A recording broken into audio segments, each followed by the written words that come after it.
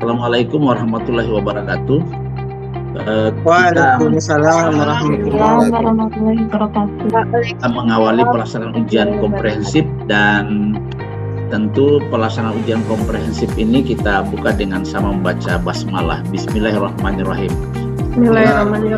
Mekanisme pelaksanaan ujian komprehensif, kami akan mengundang masing-masing pada ruang Zoom untuk kita melaksanakan ujian, dan lainnya menunggu di luar room Zoom meeting tanpa harus keluar, tanpa harus lift dari Zoom, tapi berada pada ruang di mana Anda bisa mempersiapkan diri. Mekanisme pelaksanaan ujian tentu sebagaimana yang telah disampaikan lebih awal berdasarkan pedoman pelaksanaan ujian komprehensif, dan beberapa hal yang menjadi konsen dari pelaksanaan ujian komprehensif adalah mulai dari pendalaman materi, uji pengetahuan buat saudara, uji lisan, dan juga pada kegiatan yang lain untuk pelaksanaan ujiannya adalah berdasarkan petunjuk yang sudah ada dalam petunjuk pelaksanaan ujian komprehensif, di mana tahapan-tahapan yang harus dilakukan berdasarkan dengan mekanisme pelaksanaan ujian komprehensif itu, mulai dari uji pengetahuan melalui uji lisan.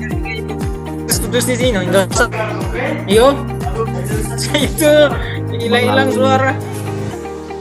Melalui uji lisan, praktek mengajar, ya, praktek mengajar, dan tes BTHQ. Oke.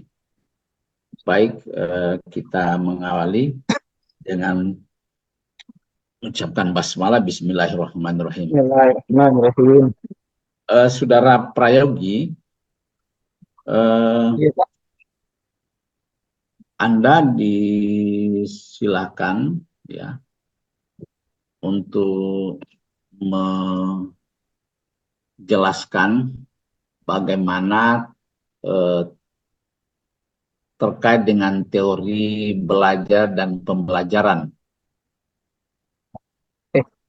terkait dengan teori behavioristik dalam pembelajaran yang kamu ketahui, yang perlu Anda jelaskan. Saya mengharapkan Anda bisa menjelaskan dengan baik terkait dengan teori belajar behavioristik, mulai dari pendapat para ahli dan bagaimana teori behavioristik itu terhadap proses pembelajaran, khususnya pembelajaran pendidikan agama Islam. Disilakan. Oke, baik. Baik, bismillahirrahmanirrahim. Assalamualaikum warahmatullahi wabarakatuh. Alhamdulillah. La haula wala quwwata illa billah. Asyhadu an la ilaha illallah wa asyhadu anna Muhammadan abduhu wa rasuluh. Raditu bi rahba wa bil islam dina wa bi Muhammadin nabiyya wa rasulah. Segala puji milik Allah, Tuhan semesta alam, dan insyaallah kita selalu dalam lindungan Allah, yang insya Allah pada hari ini masih bisa bersama-sama dengan agenda kita, yakni ujian kompreh dalam keadaan sehat walafiat.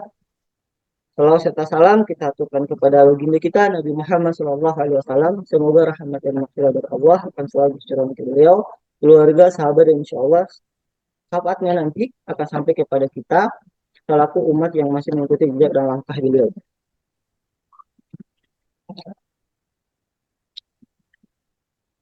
Nah, baik, yang saya hormati Bapak dosen penguji, Bapak Subhan Said Pesangi, insya Allah hari ini masih bisa bersama kita. Jadi terkait dengan pelaksanaan ujian kompreh hari ini, nah mungkin bisa langsung, insya Allah akan bisa meminta waktu untuk diberikan kesempatan lagi untuk menjawab pertanyaan dari Bapak. Untuk pertanyaan pertama, baik tentang teori belajar. Jadi teori belajar yang saya pahami itu ada yang kemarin sudah saya pelajari, ada sekitar 4-5 teori belajar. Yang pertama adalah teori belajar behavioristik. Nah, teori belajar behavioristik ini adalah teori yang mungkin dirancang atau dalam pelaksanaan pembelajaran itu memerlukan adanya stimulus dan respon. Nah, sehingga terjadi pembelajaran. Jadi misalnya contohnya misalnya ada salah satu pelajaran di mana ketika anak memahami pembelajaran tersebut, maka itu adalah respon dari pembelajaran. Nah, sehingganya itu disebut sebagai teori bioakoristik. Nah, para ahli yang mungkin yang mengungkapkan pendapat ini mungkin ada Ivan Pavlov yang dia menjelaskan bahwa ketika dia menerangkan bahwa ada uji coba terhadap satu organ makhluk hidup, misalnya diuji dengan ada dibuat rangsangan. Nah, ini disebut sebagai teori Pavlov ketika itu dia menguji adalah seekor hewan yang yaitu seekor anjing, di mana dia memberikan stimulus kepada anjing tersebut terhadap sebuah makanan. Apakah makanan tersebut bisa membuat lidah anjing tersebut bisa keluar atau tidak? Nah, itulah yang dimulai oleh teori Ivan Pavlov. Nah, di mana teori bioakoristik ini sebagai bentuk adanya stimulus dan rangsangan dalam pembelajaran, dimulai dari situ. Nah, yang berikut teori yang kedua, yakni teori kognitif. Nah, teori kognitif ini adalah teori di mana pengetahuan itu menjadi sumber dalam pembelajaran, menjadi acuan dalam pembelajaran. Proses pembelajaran itulah yang menjadi titik tempuh di dalam pembelajaran, bukan hasil. Nah, sehingganya teori kognitif ini lebih mengedepankan kepada pengetahuan. Yang berikut, ahli yang saya ketahui yang menggunakan ini adalah Jean Piaget, di mana dia mengatakan bahwa teori ini ada 4 tahap. Misalnya dimulai dari sensorik motorik, baru praoperasional, konkret, dan formal. Nah, sehingganya kata Jean Piaget ini dalam pembelajaran teori kognitif itu lebih mengemukakan kepada proses bagaimana mengintegrasikan antara kegiatan pembelajaran dari awal sampai dengan hasil. Jadi teori ini adalah pengintegrasian, begitu. Sehingganya kata Jean Piaget dalam teori kognitif ini itu lebih mengedepankan tentang pengetahuan, gitu. Nah, yang berikut adalah teori konstruktivisme. Nah, konstruktivisme ini di dalam kegiatan pembelajaran ini lebih mengedepankan atau membangun pengetahuan baru atau pengalaman yang baru terhadap pengetahuan yang sebelumnya. Nah, di mana teori ini lebih konstruksi lagi, artinya lebih mengedepankan pembelajaran di mana pembelajaran itu disatukan di dalam sebuah pembelajaran. Nah, sehingganya dalam teori ini itu lebih peserta didik itu diminta untuk membangun pengetahuan baru yang sudah didapat dari pengetahuan sebelumnya, gitu. Nah, kemudian ahli yang mungkin yang pernah saya dengar adalah Jeremy Branner atau mungkin ada John Dewey yang menyatakan dalam proses pembelajaran teori konstruktivisme ini itu lebih meningkatkan kepada relevansi dengan pengalaman siswa dan melibatkan terhadap keterlibatan siswa dalam pembelajaran gitu. Nah, sehingga teori konstruktivisme ini lebih menekankan kepada pengalaman siswa dengan pembelajaran yang ada, gitu. Mungkin yang berikut ada teori humanistik. Nah, teori humanistik ini yang saya ketahui adalah di mana teori ini lebih mengedepankan masing-masing individu untuk bisa menjadikan dia manusia yang unik, serta dia dapat dalam kehidupannya dia bisa membutuhkan manusia yang lain. Artinya teori humanistik ini lebih memanusiakan manusia. Pembelajarannya itu lebih memanusiakan manusia. Nah, mungkin yang pernah saya dengar ahlinya adalah salah satunya adalah Abraham Maslow.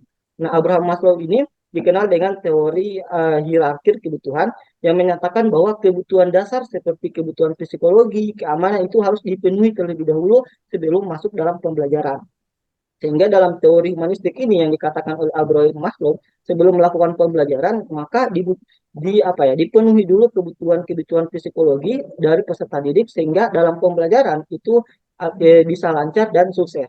Gitu. Ini adalah 4 teori yang mungkin bisa saya utarakan ke Bapak. Mungkin cuma itu Bapak. Mungkin kalau yang terakhir saya belum terlalu mengetahui, tapi ada namanya teori belajar tentang teori sosial, di mana lebih mengedepankan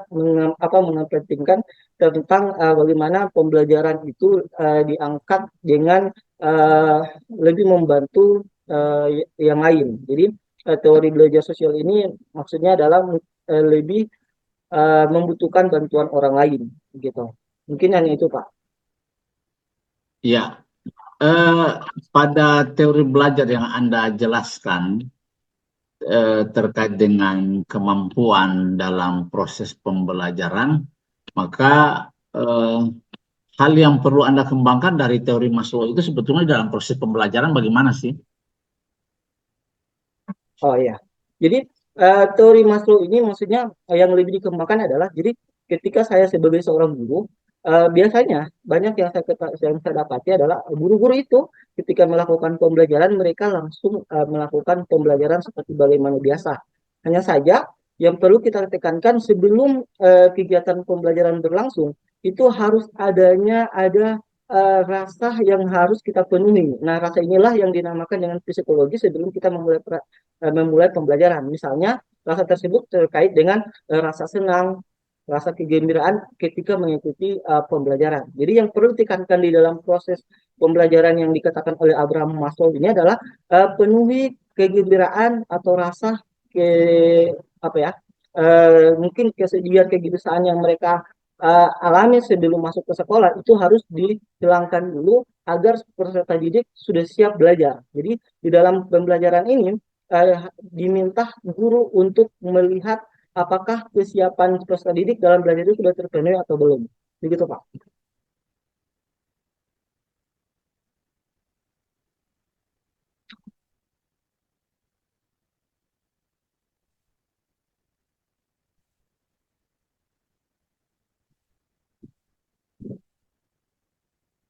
Cuma itu Pak.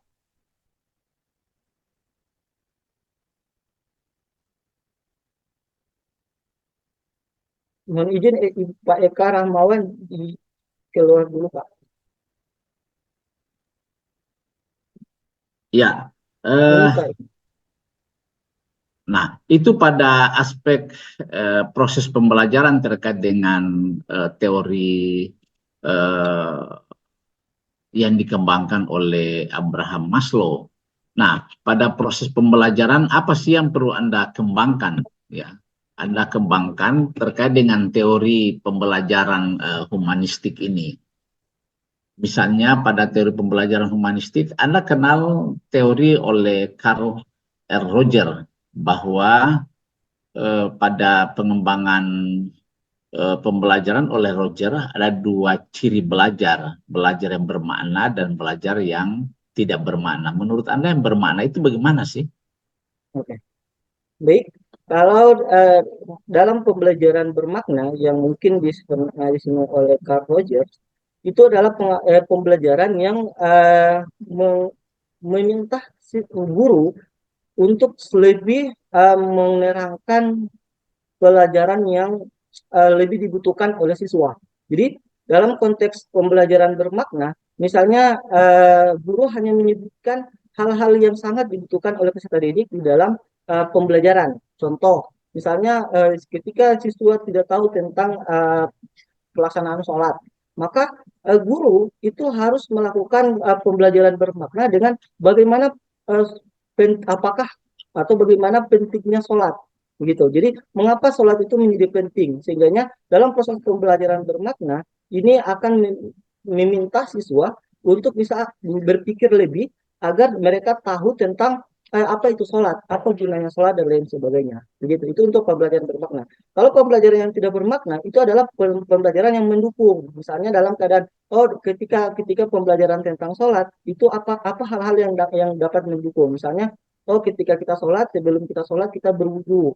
Sebelum kita berwudu atau kita juga sudah bersih terlebih dahulu supaya berwudu dan kemudian sholat itu bisa menjadi lebih bersih dan sholat bisa diterima. Nah, pembelajaran bermakna dan tidak bermakna yang saya ketahui selebihnya yang begitu Pak.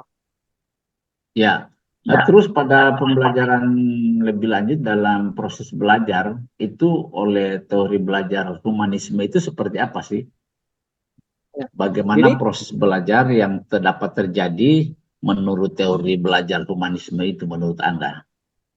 ya, jadi misalnya dalam keberlanjutan proses pembelajaran humanistik itu misalnya ketika saya mengajarkan di dalam pembelajaran, misalnya saya sebelum masuk di pembelajaran saya meminta untuk semua peserta didik untuk bersenang-senang, entah bersenang-senang dalam artian memulainya dengan menanyakan kabar atau mungkin membangkitkan rasa kegembiraan kepada mereka, misalnya dalam bermain games atau mungkin menanyakan apa kegiatan mereka sebelum datang ke sekolah sehingga persiapan untuk belajar itu sudah siap. Nah, kegiatan humanistik itu lebih mengedepankan kepada kesiapan dari peserta didik untuk apakah mereka siap belajar atau tidak.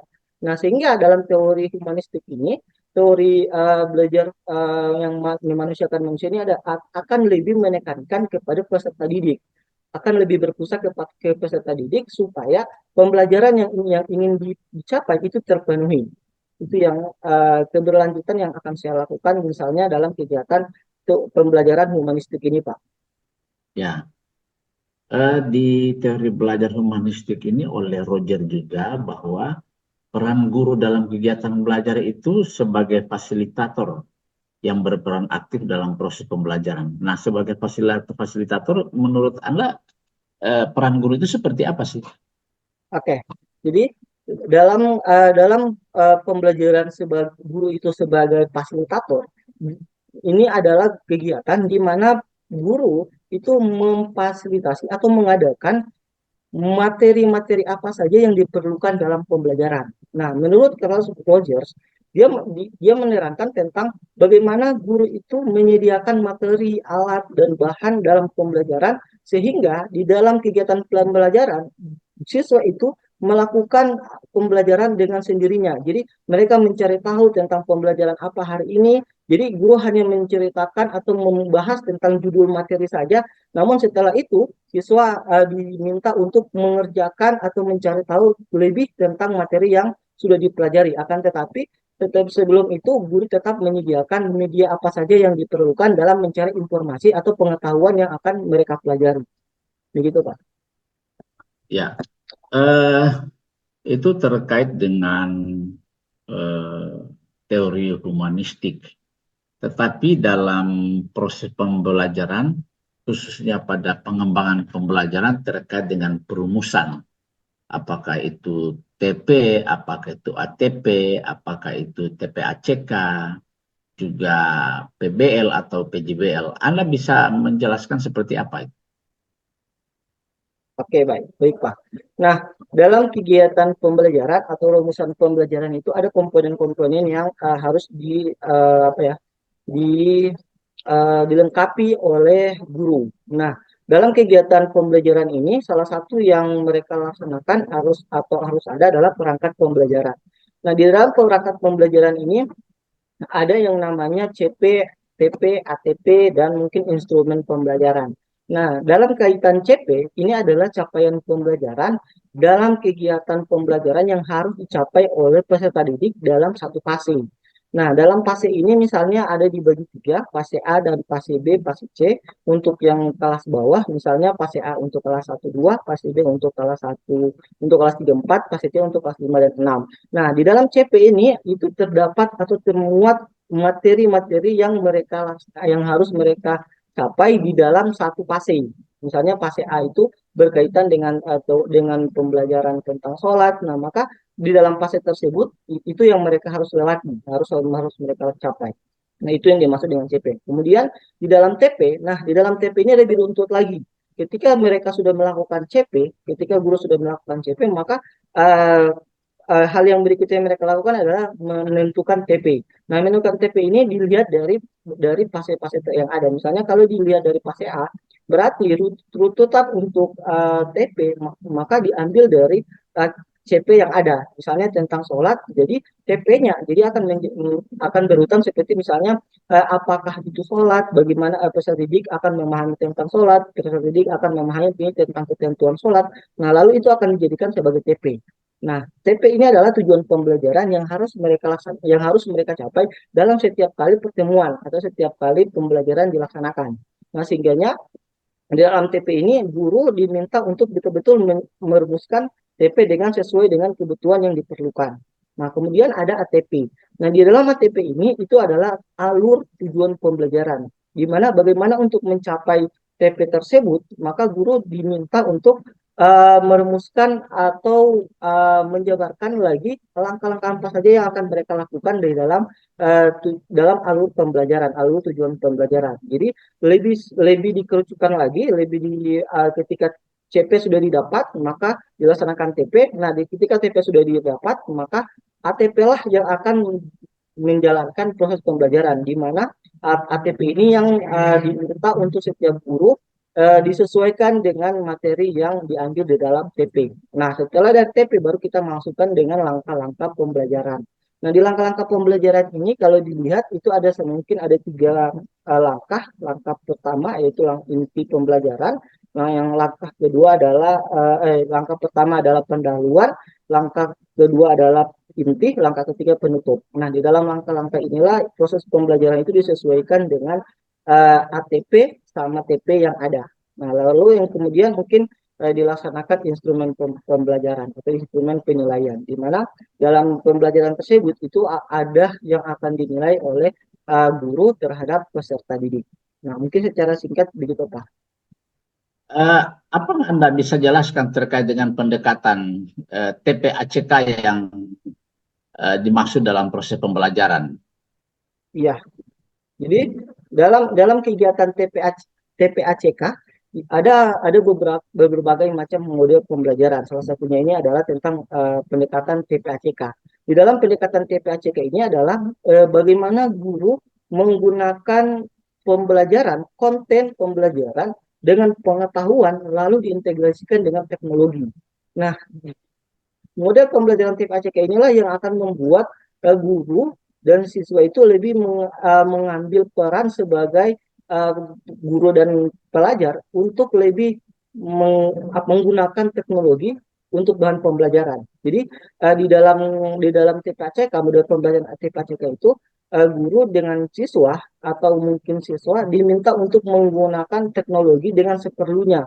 Jadi ada misalnya penggunaan Classroom sebagai kelas untuk pembelajaran, atau mungkin Google Drive dan lain sebagainya sebagai hasil penyimpanan pembelajaran. Sehingga ketika guru dan siswa menggunakan tersebut, mereka tanpa ada ruang waktu tertentu yang membatasi. Nah, inilah digunakan untuk sebagaimana TPACK digunakan dalam pembelajaran. Gitu, Pak. Pada komponen perangkat pembelajaran atau modul ajaran, ada beberapa komponen yang harus termuat pada perangkat pembelajaran itu. Oke, baik.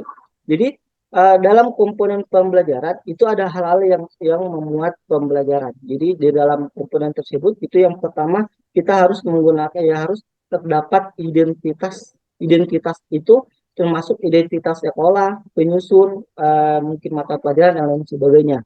Lalu yang kemudian ada kompetensi awal. Di kompetensi awal itu diterangkan secara jelas materi apa yang akan diajarkan atau submateri apa yang kita akan bahas. Nah, berikut ada yang namanya P5 atau ketentuan untuk dalam kegiatan pembelajaran harus memuat namanya P5.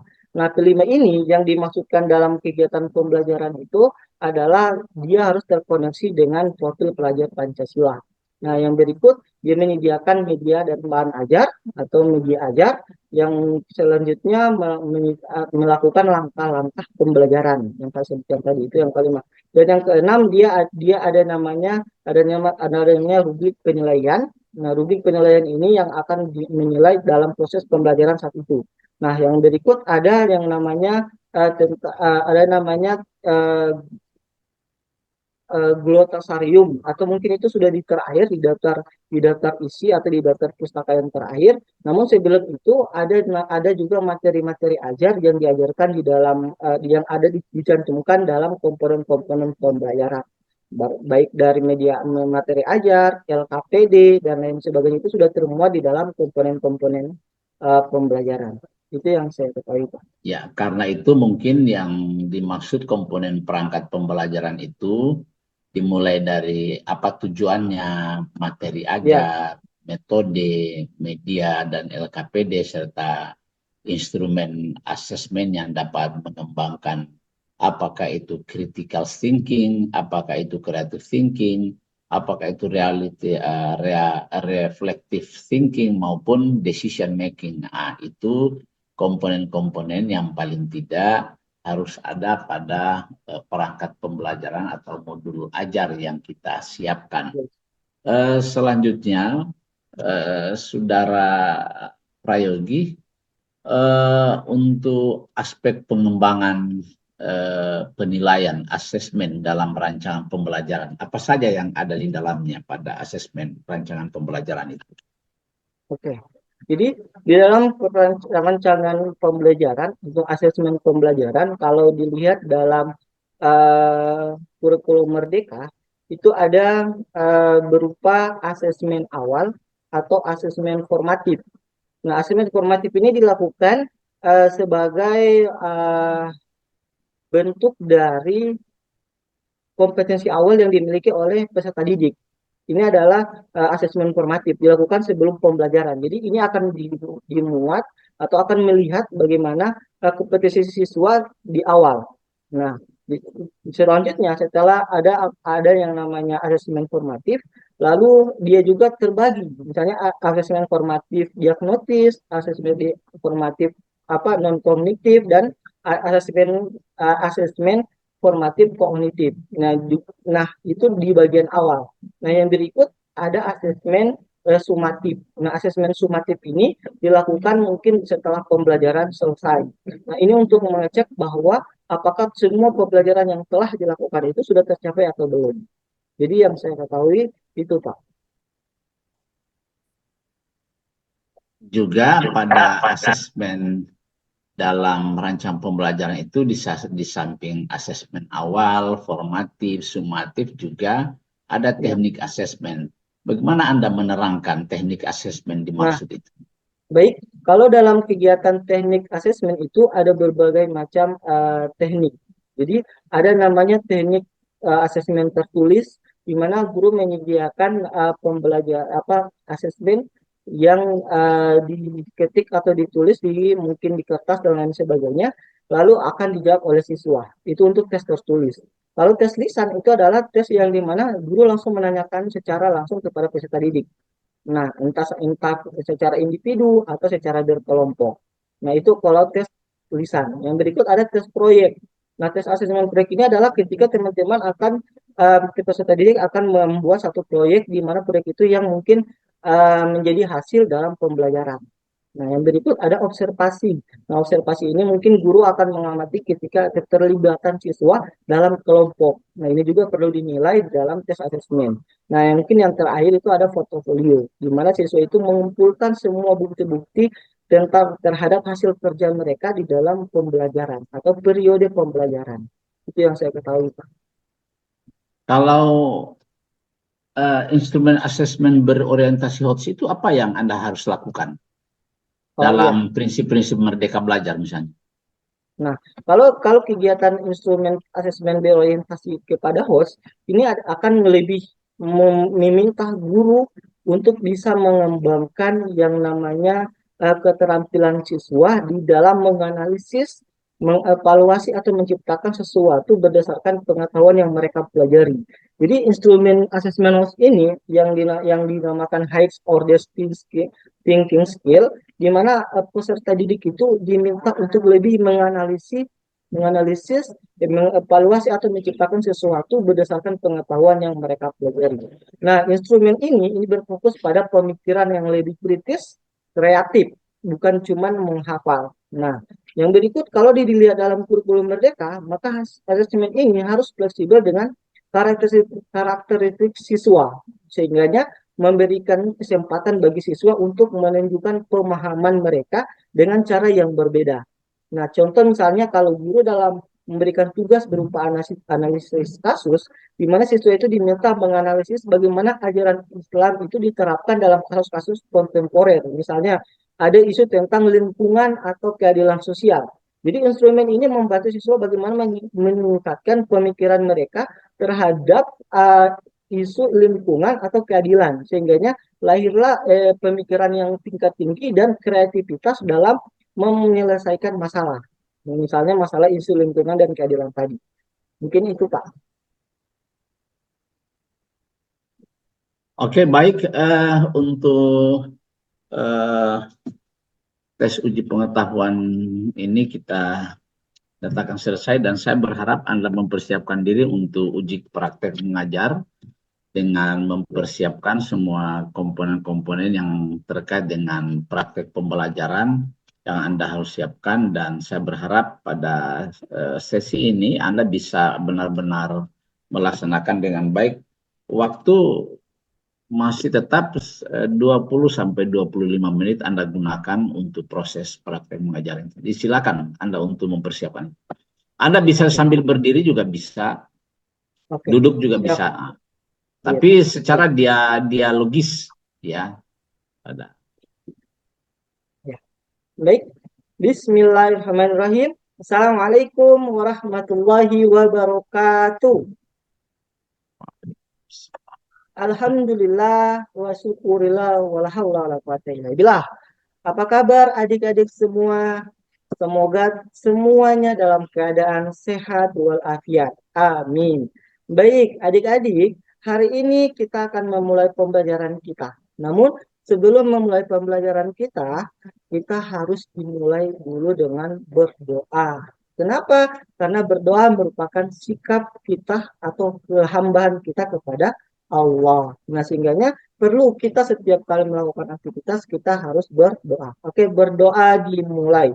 Bismillahirrahmanirrahim. Rabbi zidni ilman warzuqni fahman. Amin. Selesai. Baik, teman-teman, adik-adik semua, kita sudah selesai berdoa. Sebelum itu, Pak Guru minta untuk absen dulu ya. Kalau misalnya hadir, silakan dibilang hadir. Kalau misalnya ada yang teman yang nggak hadir, nanti dibilang tidak hadir atau apa. Baik ya, mungkin ini hadir adik Prehin, mungkin insya Allah hadir. Adik Eka, insya Allah hadir. Nah, insya Allah ini teman-teman semua itu semua ya, insya Allah. Mungkin untuk absen kita sudah selesai, kita lanjut pada pembelajaran berikut, yakni kita masuk pada bagaimana materi kita hari ini. Nah, materi kita hari ini yakni tentang zikir sesudah sholat. Nah, namun sebelum itu Pak Guru mau menyampaikan dulu tujuan pembelajaran kita hari ini. Nah, tujuan yang pertama itu adalah teman-teman semua atau adik-adik semua itu akan menerima dengan ikhlas bahwa setelah sholat, setelah makna zikir dan doa setelah sholat itu sebagai wujud berserah diri kepada Allah Subhanahu wa Ta'ala. Jadi tujuan yang pertama yang harus peserta didik pahami adalah menerima dengan ikhlas bahwa zikir dan doa sesudah sholat itu sebagai wujud berserah diri kepada Allah. Nah, itu tujuan pembelajaran kita pertama. Nah, tujuan yang kedua adalah peserta didik itu menjelaskan tentang ketentuan-ketentuan zikir sesudah sholat. Nah, yang berikut tujuan pembelajaran adalah peserta didik mempraktikkan ketentuan zikir setelah sholat dengan tepat. Nah, itu adalah tujuan kita hari ini. Nah, setelah kita mengetahui tujuan pembelajaran, maka kita lanjut ke proses berikut, yakni bagaimana dengan pembelajaran yang sebelumnya. Kita kan kemarin pekan lalu sudah belajar tentang sholat. Nah, hari ini kita sudah masuk pada zikir sesudah sholat. Insya Allah teman-teman sudah mengetahui ya tentang apa itu sholat. Nah, sholat itu adalah gerakan yang atau bacaan yang dimulai dari takbiratul ihram dan diakhiri dengan salam. Ya, benar. Nah, itu pengertian sholat mungkin secara istilah. Rukun-rukun sholat mungkin dimulai dari niat, ada juga takbiratul ihram, ada juga iftitah, ada juga al-fatihah sampai dengan salam. Itu ada rukun-rukun sholat yang kita ketahui di dalam ajaran kita. Ada mungkin sekitar 13 rukun sholat. Nah, insya Allah itu sudah menjadi pembelajaran kita yang kemarin, yang insya Allah semuanya teman-teman sudah paham. Nah, hari ini kita maksud dengan pembelajaran kita, yakni setelah kita sholat, lalu kita berzikir. Nah, jika sesudah sholat ini, mungkin teman-teman sudah ketahui. Nah, mungkin dari apakah apa yang dilakukan teman-teman ketika sesudah sholat. Nah, yaitu berzikir. Nah, jika sesudah sholat ini misalnya bagaimana dimulai dari apa? Nah, itu teman-teman bisa berpikir atau bisa pernah mendengar orang-orang tua kita ketika kita sholat di masjid atau dimanapun ketika mereka sholat mereka masih diam berzikir. Nah, apa yang mereka baca di saat zikir tersebut? Nah, inilah yang akan kita pelajari pada hari ini. Oke? Nah, masuk pada pembelajaran kita lihat materi kita hari ini tentang zikir. Jadi zikir di sini yang mungkin Pak Guru akan sampaikan kepada adik-adik semua itu adalah berserah diri. Jadi zikir itu adalah berserah diri, maksudnya atau berserah diri atau mengingat Allah. Nah, berserah diri atau mengingat Allah ini dengan cara apa? Yaitu mengucapkan kata-kata dalam kaitannya dengan Allah. Misalnya, zikir yang pertama yang kita sering dengar itu adalah kalimat apa? Kalimat misalnya Subhanallah. Itu disebut kalimat apa? Ya, kalimat tasbih. Nah, jadi kalimat tasbih yang kita sering dengar adalah misalnya Subhanallah, walhamdulillah, wala haula wala akbar. Nah, itu adalah zikir yang sering kita dengar. Namun apakah langsung dimulai di situ untuk kegiatan doa setelah zikir sesudah sholat? Nah, namun kemudian ternyata setelah kita sudah mengakhiri salat, kita tidak langsung mengucapkan langsung di subhanallah. Akan tetapi kita mengucapkan apa? Mengucapkan terlebih dahulu tentang istighfar. Nah, istighfar itu yang kita sering dengar yaitu Astagfirullahaladzim, Astagfirullahaladzim, Astagfirullahaladzim. Nah, Astagfirullahaladzim inilah yang teman-teman atau adik-adik ucapkan sebelum mengucapkan kalimat tasbih. Namun setelah kalimat istighfar yang teman-teman ucapkan, baru teman-teman mengucapkan la ilaha illallah atau la haula wala quwata illa billah. Jadi astagfirullahaladzim, alladzi la ilaha illallah. Nah, setelah itu teman-teman akan mengucapkan la syarikalah. Nah, nanti setelah istighfar baru teman-teman akan membaca la syarikalah. Nah, ini yang akan teman-teman membaca sebelum teman-teman membaca tasbih, baru tahmid, baru takbir. Nah, setelah itu ketika teman-teman mengucapkan istighfar, la syarikalah, habis itu tasbih, tahmid, takbir, lalu kita tutup dengan kalimat la ilaha illallah atau kalimat tahlil. Nah, kalimat tahlil yang saya teman-teman dengar biasa yaitu la ilaha illallah wahdahu la syarikalah la haula wala quwata illa billah. Nah, itu yang teman-teman bisa baca setelah zikir sesudah sholat. Nah, mungkin di sini teman-teman bisa melihat video pembelajaran yang mungkin Pak Guru akan perlihatkan. Nah, nanti setelah itu teman-teman akan membuat satu proyek. Nah, proyek ini yang akan teman-teman gunakan untuk bagaimana menyusun atau menentukan ketentuan-ketentuan di dalam zikir atau urutan-urutan zikir sesudah sholat. Oke ya, sekarang mungkin teman-teman bisa melihat video pembelajaran. Mungkin bisa di Pak Guru share ya. Nah, di sini zikir sesudah sholatnya kita yang kita akan pelajari hari ini. Ini adalah pengertian zikir yang tadi Pak Guru sudah sampaikan, ya ini mengingat Allah, lalu tentang lafaz zikir dan lain sebagainya. Nah, ini yang yang Pak Guru sudah sampaikan kepada teman-teman adik-adik semua. Oke? Nah, setelah itu Pak Guru akan perlihatkan video pembelajaran tentang zikir. Silakan disimak baik-baik ya.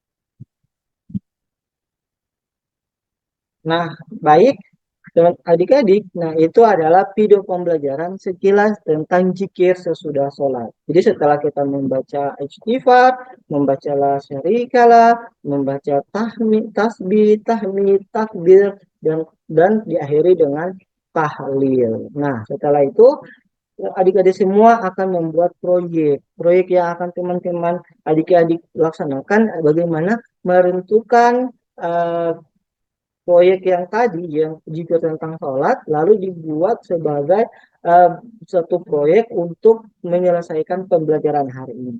Baik, nah misalnya di sini eh, Pak Guru sudah ada proyek. Proyek yang akan Pak Guru bagikan ini nanti akan adik-adik gunting sesuaikan dengan urutan-urutan zikir sesudah sholat. Nah, sebagaimana yang adik-adik sudah perhatikan dalam video tadi. Nah, setelah itu adik-adik akan gunting satu persatu, lalu kemudian diurutkan. Nah, ini belum berurut, alat dan bahannya mungkin sudah dibuat untuk secara berkelompok. Nanti setelah itu teman-teman adik-adik semua akan membuat satu proyek ini, ya. Nanti akan Pak Guru berikan di masing-masing kelompok. Setelah ini mungkin Pak Guru akan bagi ke dalam 4 kelompok. Nah, kelompok yang pertama silakan untuk di sebelah kiri Bapak. Nah, kelompok kedua di sebelah yang kelompok 1 dan kelompok yang ketiga di sebelah kelompok 2 dan yang kelompok 4 di sebelah kelompok 3. Nah, sehingga setelah itu adik-adik semua akan membuat satu proyek. Proyek inilah yang akan adik-adik susun sesuai dengan urutan-urutan zikir sesudah sholat. Sebagaimana yang adik-adik sudah perhatikan di video tadi. Apakah dulu tahmid dulu, atau tahlil dulu, atau istighfar dulu. Nah, sehingga adik-adik akan diminta untuk membuat proyek ini. Boleh? Oke, Pak Guru akan berikan waktu mungkin untuk kesempatan ke adik-adik semua mungkin sebanyak 15 menit. Mungkin jika sudah selesai, sudah bisa diperlihatkan ke Pak Guru. Oke? Nah, setelah itu akan Pak Guru akan pantau dari sini bagaimana keterlibatan adik-adik semua di dalam membuat proyek atau bagaimana adik-adik yang lain membantu yang kesusahan. Nah, itu akan menjadi penilaian observasi Pak Guru kepada adik-adik semua. Boleh? Oke, Pak Guru berikan waktu dimulai dari sekarang. Ayo. Nah, kelompok 1 apakah ada kendala? Kelompok 2 apakah ada kendala? Kelompok 3 bagaimana? Apakah sudah selesai? Oke, silakan diteruskan sampai dengan kelompok 4. Pak Guru tunggu waktunya. Ini kelompok 1 mungkin akan melihat bagaimana cara mengerjakan, apakah ada kesusahan? Oke, tidak ada ya. Oke. Nah, ini ada kelompok yang sudah selesai. Kelompok berapa ini? Kelompok 2. Nah, kelompok 2 sudah selesai. Wah, bagus. Kelompok yang mereka sudah susun adalah dari zikir. Nah, ini hasil mereka. Jadi, hasil yang mereka tampilkan ini merupakan hasil dari kelompok 2. Kelompok 2 ini sangat rajin ya. Insya Allah cepat mereka punya pengerjaan. Nah, kita beri aplaus untuk kelompok 2 yang sudah selesai. Jadi, kita lihat apakah sudah sesuai atau tidak ya. Oke, kita lihat presentasi dari kelompok 2. Oke, dimulai dari pertama ini ada istighfar. Astagfirullahaladzim. Ya, di sini dicantumkan yang pertama adalah istighfar. Yang kedua Ini ada Allahumma anta salam wa minka salam tabarakta rabbana wa ta'ita ya jal jalali wal ikram. Boleh, ini yang kedua sudah dimasukkan. Yang ketiga tentang subhanallah, alhamdulillah, Allahu akbar. Baik, ini disebutkan sebanyak 33 kali. Yang subhanallah 33 kali, alhamdulillah 33 kali, Allahu akbar 33 kali. Baik, insya Allah kelompok 2 sudah memahami ya. Nah, ini dicantumkan juga tentang penutup, yaitu kalimat tahlil. Kalimat tahlil yang dicantumkan oleh kelompok 2 adalah la ilaha illallah wahdahu la syarikalah lahul mulku wa lahul hamdu yuhyi wa yumitu wa huwa ala kulli syai'in qadir. Betul. Alhamdulillah kita apresiasi untuk kelompok 2 yang sudah menyelesaikan tugas proyek di kegiatan pembelajaran hari ini. Untuk kelompok 1, 3, dan 4 silakan dilanjutkan. Untuk kelompok 2 insya Allah sudah selesai, Pak Guru anggap sudah tuntas. Baik. Nah, untuk pembelajaran kita hari ini Pak Guru anggap sudah selesai dalam kegiatan proyek, membuat proyek, lalu akan Pak Guru minta untuk teman-teman mengisi LKPD. Nah, LKPD ini akan teman-teman lanjutkan untuk mengisinya satu persatu, ya. Jadi Pak Guru akan minta teman adik-adik semua untuk mengisi LKPD. Jadi LKPD yang Pak Guru maksudkan adalah ini. Nanti Pak Guru akan minta adik-adik untuk mengisi LKPD ini masing-masing ya, tidak untuk bersamaan ya. Oke. Jadi akan Pak Guru kasih untuk LKPD yang akan adik-adik kerjakan. Nah, ini LKPD yang pertama yang akan adik-adik kerjakan. Yang pertama membaca istighfar 3 kali. Apakah sudah lancar atau belum? Lalu dituliskan masukannya. Yang berikut membaca Allahumma antas salam. Yang berikut membaca tasbih sebanyak 33 kali, membaca tahmid 33 kali, membaca tahlil 33 kali, dan membaca tahlil. Nah, itu dilakukan untuk setiap peserta didik. Dilakukan sendiri-sendiri ya. Pak Guru akan memberikan kesempatan yang akan mempercayai untuk adik-adik semua mengerjakan LKPD ini. Oke? Mungkin setelah ini, jika ada yang sudah selesai, silahkan dikumpulkan. Baik, nah itu adalah LKPD yang adik-adik sudah laksanakan. Maka Pak Guru persilakan untuk dikumpulkan ke depan semua. Baik, terima kasih untuk pengerjaan LKPD-nya untuk teman-teman semua. Sehingganya mungkin ada yang sudah paham untuk pembelajaran hari ini. Ada yang bisa mengulang kembali, atau mungkin ada yang masih ingin bertanya tentang materi zikir sesudah sholat. Oke? Nah, jadi jika sudah tidak ada, kita masuk pada kesimpulan terakhir ya. Boleh sebelum Pak Guru menyimpulkan, boleh ada teman-teman atau adik-adik yang mau menyimpulkan terlebih dahulu.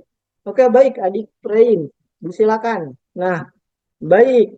Zikir itu adalah menyerahkan diri, boleh. Ada lagi, zikir itu adalah menyembah kepada Allah atau mengucapkan pujian, boleh. Oke, ada lagi. Oke. Nah, jadi sebagaimana yang adik Prain dan teman-teman dan adik-adik yang lain sudah jelaskan, jadi Pak Guru mau menyimpulkan. Jadi zikir itu adalah mengingat Allah. Mengingat Allah dalam artian ini adalah mengucapkan kata-kata pujian kepada Allah sebagai kita yang membutuhkan Allah. Sebagai seorang hamba, kita harus mengingat Allah. Mengingat Allah itu sebagai tanda rasa atau ikhlas bahwa kita itu berserah diri kepada Dia. Jadi ketika kita mengingat Allah, maka Allah juga akan mengingat kita. Nah, itu adalah pembelajaran kita hari ini. Sehingganya Pak Guru mau sampaikan, zikir sesudah sholat itu ada beberapa ketentuan. Ketentuan yang pertama, adik-adik yang harus adik-adik ketahui adalah pertama membaca istighfar, yang kedua membaca Allahumma antas salam, yang berikut membaca tasbih, tasmi, dan takbir, lalu kemudian ditutup dengan tahlil. Nah, itulah kesimpulan yang mungkin Pak Guru bisa berikan ke adik-adik semua. Semoga bermanfaat. Mungkin kita sudah masuk di penghujung materi. Setelah ini teman-teman silakan istirahat, namun akan Pak Guru sampaikan insya Allah pekan depan kita masuk di pembelajaran berikut, yakni tentang haji. ya tentang haji. Nanti insya Allah kita bertemu di minggu depan, di pekan depan. Oke, baik, kita akhiri pertemuan hari ini dengan sama-sama mengucapkan hamdalah. Alhamdulillahirabbil alamin. Kita tutup dengan doa kafaratul majelis. Subhanakallahumma wa bihamdika asyhadu an la ilaha illa anta astaghfiruka wa atubu ilaik. Wa guru akhiri, wassalamualaikum warahmatullahi wabarakatuh.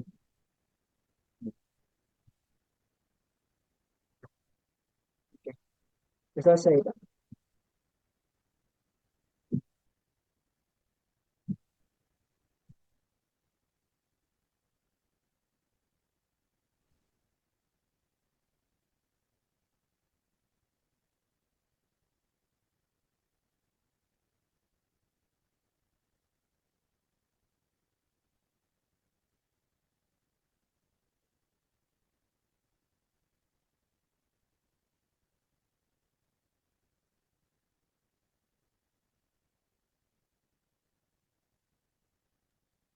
Baik, sudah Pragi. Iya, Terima Pak. kasih Anda telah melakukan presentasi dengan baik. Dan saya berharap pada tahap ini Anda disilakan membuka surat As-Sajadah dan dipersilakan Anda untuk dapat membacakannya.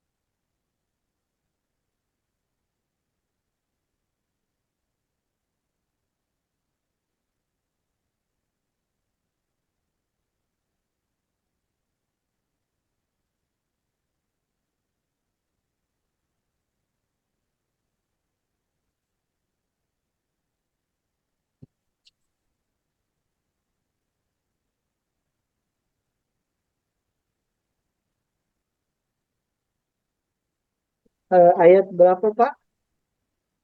Ayat pertama dan seterusnya. Nanti saya Baik. A'udzu billahi minasyaitonir rajim. Bismillahirrahmanirrahim. Alif Lam. Tanzilul kitabil la raiba fihi min rabbil alamin. Am yakuluna aftarahu bal huwal haqqu min rabbika litundira qawman ma atahum min nadhir. قوما ما آتاهم من نذير من قبلك لعلهم يهتدون. الله الذي خلق السماوات والأرض وما بينهما في 6 أيام ثم استوى على العرش. ما لكم من دونه من ولي ولا شفيع أفلا تذكرون. tatazakkarun. Yudabbirul amra minas samai ilal ardi thumma ya'ruju ilaihi fi yawmin kana miqdaruhu alfa sanatin mimma ta'uddun.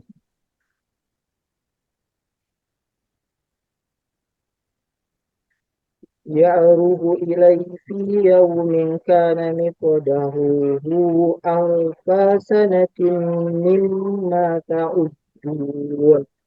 ذلك عالم الغيب والشهادة العزيز الرحيم. Alladzi ahsanu kulla syai'in khalaqahu wa bada'a khalqal insani min tin thumma ja'ala naslahu min sulalatin min ma'in mahin thumma sawwahu wa nafaha فيه من روحه وجعل لكم السمع والأبصار والأفئدة قليلا ما تشكرون وقالوا أإذا ضللنا في الأرض أإنا لفي الخلق جديد بل هم بلقاء ربهم كافرون Sadaqallahul azim. صدق الله العظيم. Coba Anda tuliskan ayat 1 sampai dengan ayat ketiga surah As-Sajdah. Di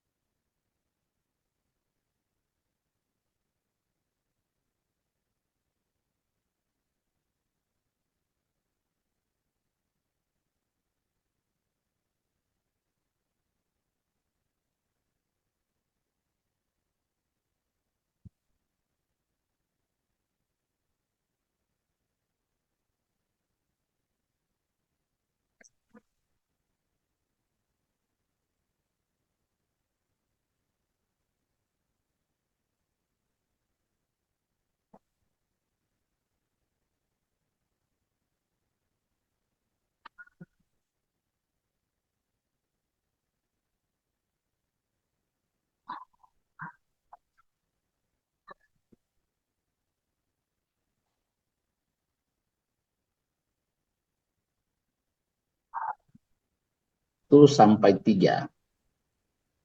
Iya, Pak.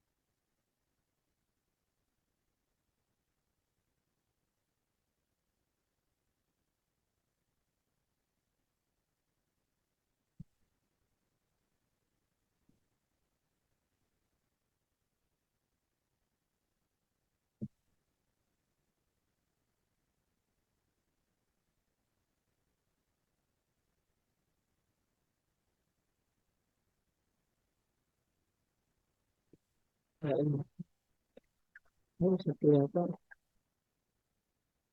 Sudah segera ditunjukkan. Baik, Sudah Pak. selesai? Sudah, Pak. Mau Ya. itu dulu. Nah, bisa dilihat, Pak.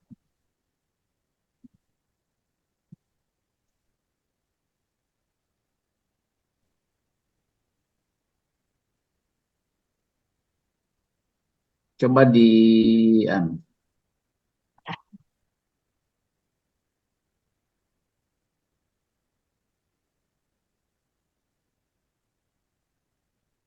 difokus dari awal dari ayat.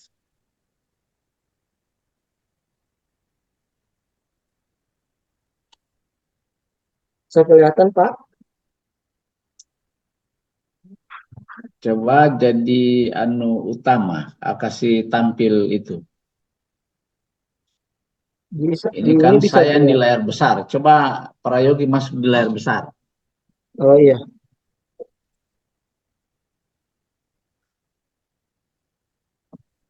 Eh, Ya,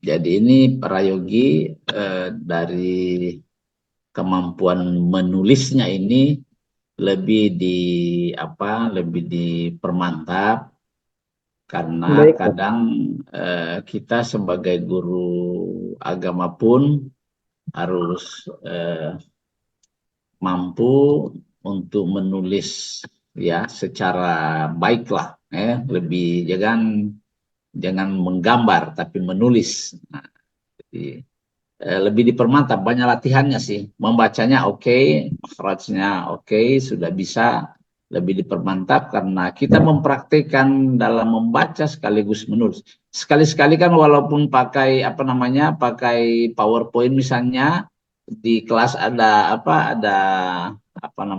papan tulis yang disiapkan. LCD proyek ya. Iya, LCD proyek apa semua, tetapi juga kita mencoba untuk dapat menuliskan di papan tulis dengan kita menuliskan itu. Jadi menambah keterampilan dalam menulis,